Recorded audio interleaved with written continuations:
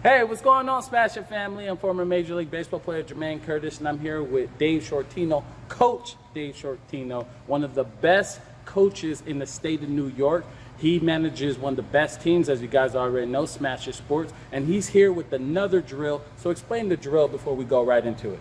Well, in the last couple of weeks, we've been doing a lot on hitting off the tee, doing soft toss and things like that, and talking about different cues throughout the approach. So today we're just going to eliminate the tee, eliminate the net, and just go about what you should look for. Take a look at yourself in the mirror and some of the cues that you should look for on your body to get yourself in a proper position to strike the ball.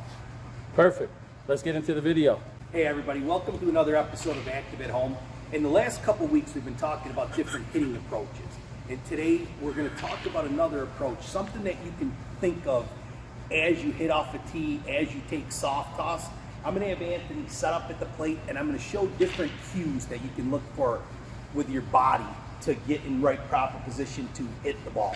Okay, so we're not even going to hit balls today. We're just going to set up, show you different cues you should look for, which should translate to some success when you do actually hit. So let me show you some of the things we're going to look at. So when you approach the plate, okay, one of the things that we talked about is when you start your load, go ahead and start your load, okay? As he loads, he wants to get down in his front foot. So his front foot will land flat, which shows that he can push through his heel, okay? He's also got, if you look at his back leg, you want to see, right coming down here, you want to see a separation between your back foot and your knee, okay? As your knee starts to get over your foot, you start to run into problems, okay? One of the things that some of the people talk about is if he was trying to move this way, if he's over his back foot, it's going to be more difficult to come forward than if he's in a good athletic position like that where he can strike forward, okay? When you do load too, your hands go into position where the butt of the barrel points toward the catcher briefly. Okay, now go ahead and start the next phase. Okay, as you start to come toward the ball, you'll hear people say go to the catcher and then the pitcher. So the butt of the bat goes to the catcher and then back to the pitcher to get you back on a hitting plane, okay?